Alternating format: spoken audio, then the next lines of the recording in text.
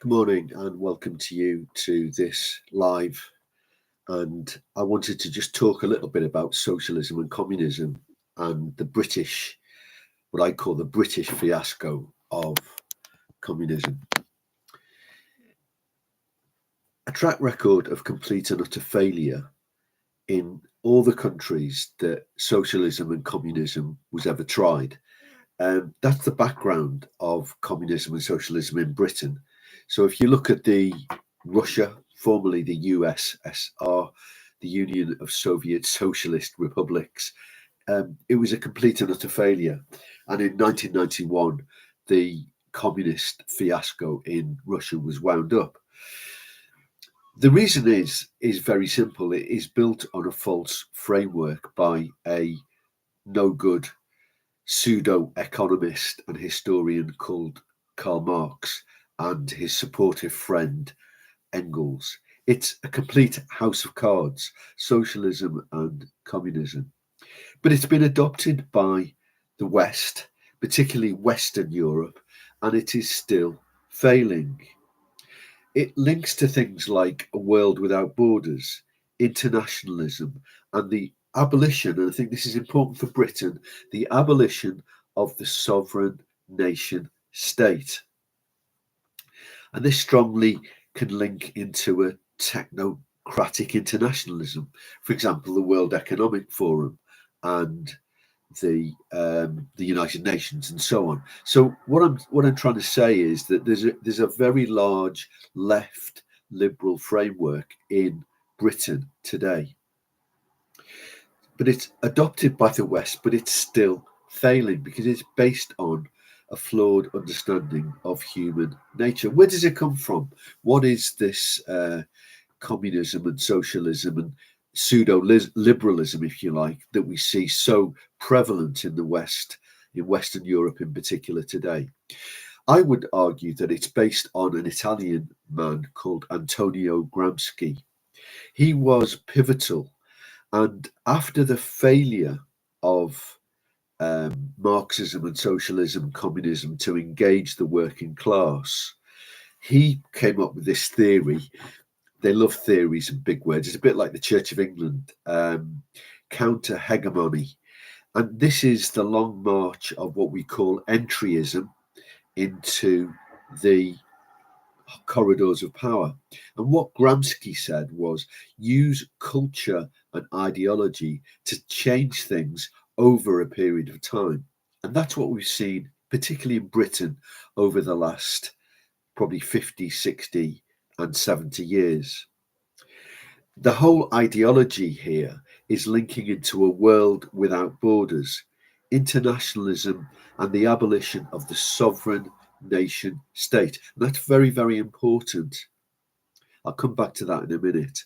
The strategy can link to this, what I call a technocratic internationalism, the World Economic Forum, the United Nations, and so on. And they are key bodies, if you like, in the abolition of the sovereign nation state. And they use often fear tactics like COVID, the climate crisis, which I believe is a completely made up crisis. And they use these things to drive populations into a state of fear. Think back to 5 years ago and the COVID crisis. So the question is, where does that leave Britain today? What about Britain and this ideology? Or in a wider context, it's Western Europe, but we'll focus on Britain. British people have a desire to help. You only have to see that when you're driving your car. People will, I've had this, and I'm not going off topic here. It's very relevant to what I'm talking about. I've been driving my car on an A road, and a car will almost come to a complete stop in front of me to let somebody out at a junction. No, that's fine until you realise that you don't realise that they're stopping on an A road that's maybe doing 40, 50 miles an hour, and they've actually stopped their vehicle to let somebody out of a junction. Now, that's very, very altruistic. It's very kind. It's very thinking about the other person. It's the desire to help. And in the United Kingdom, we have a, if you like, a rules-based society. People pass laws, government passes laws, the British Parliament passes laws, and we adhere to those laws. It's the desire to help, to live in this rules-based society. And I put it down to it's ably illustrated by an ex-PM, Prime Minister of Britain, Theresa May. And she said she didn't want the Conservative Party to be the nasty party. And I call it a sort of fawning Toryism. It's the desire to help, which is in itself absolutely fine. However, it's almost over-help. And Theresa May is an exemplar of that type of approach. I can't really go into it now, but basically the Conservative Party almost became a shadow of the Labour Party.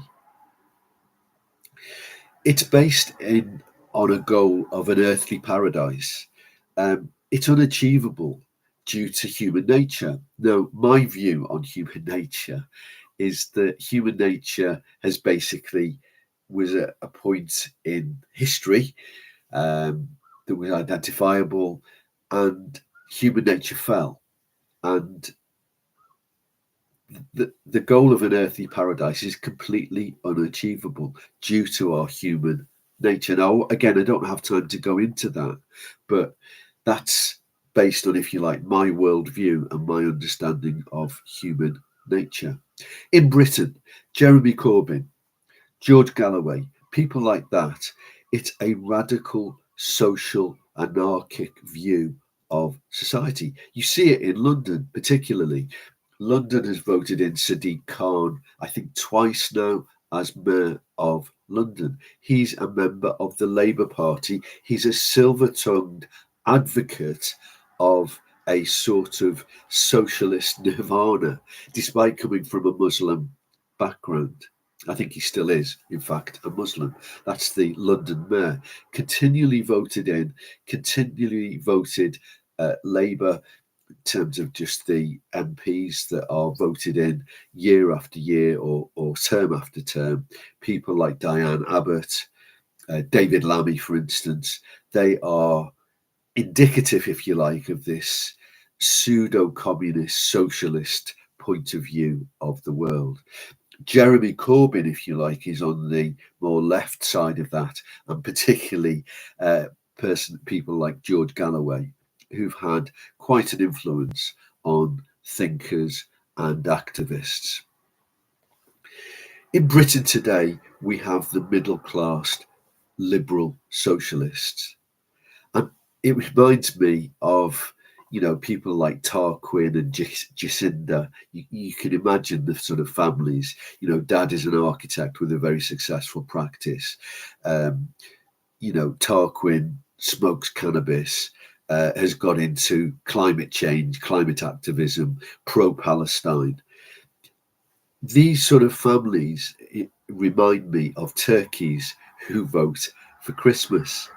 And you see it in climate activism.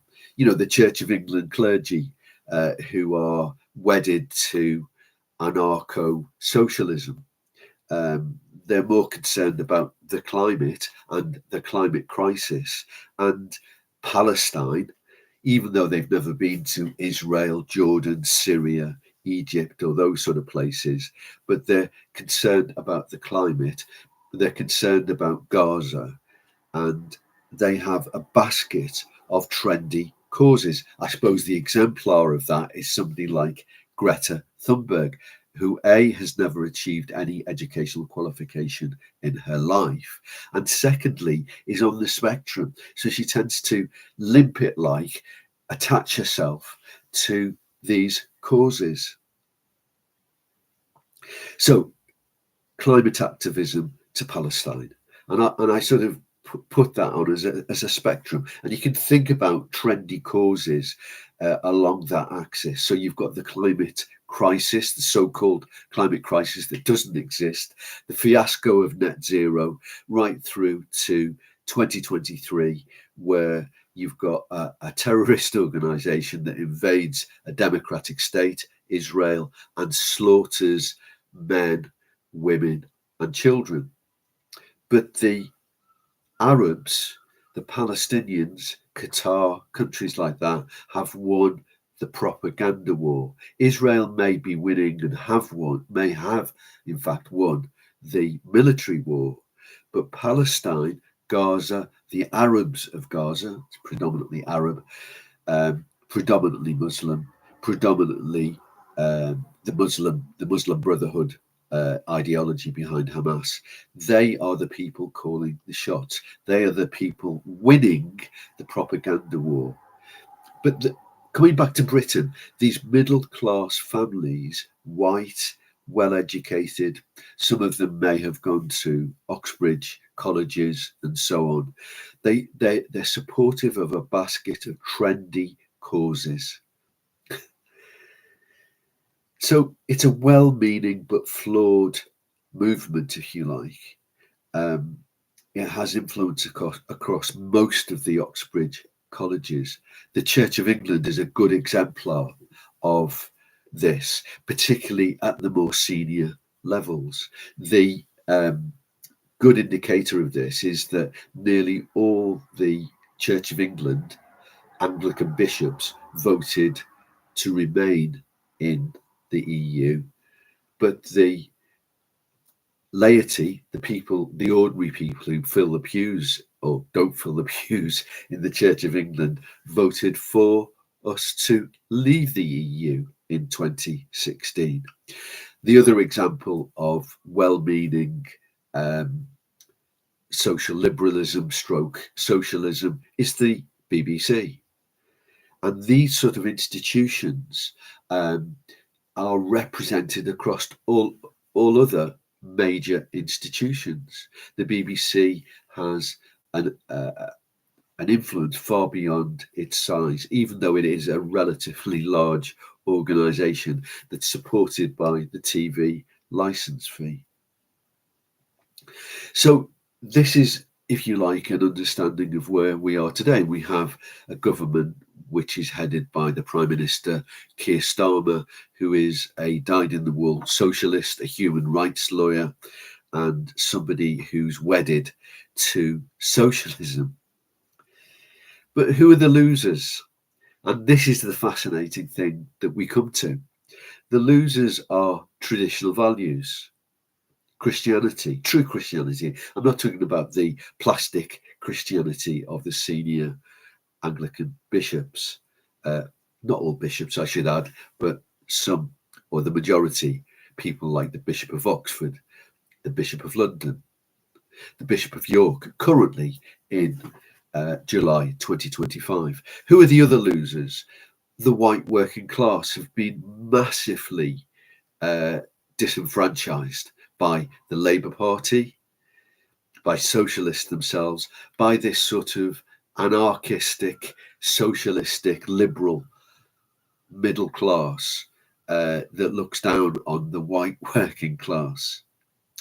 The other loser is sovereign Britain, the historic British state, the constitutional monarchy that Tony Blair tried so hard to destroy, and in many ways was incredibly successful at doing. Now, I've scampered through, I'm going to call it quits now, because, you know, you must be knocking up the Zs here. But this is what I call the British fiasco of socialism and liberalism. Now, there's a change on the horizon, and that change is Nigel Farage and the Reform Party, which, if the polls are to be believed, could well be forming the next British government in 2029, if they can keep themselves united up until that point. We will see. Thank you for your time. Appreciate it. May God bless you this day as he has blessed me so far. And thank you for listening. Give me a like. Give me a subscribe. Really appreciate it if you do. Thank you very much. God bless you. Bye-bye.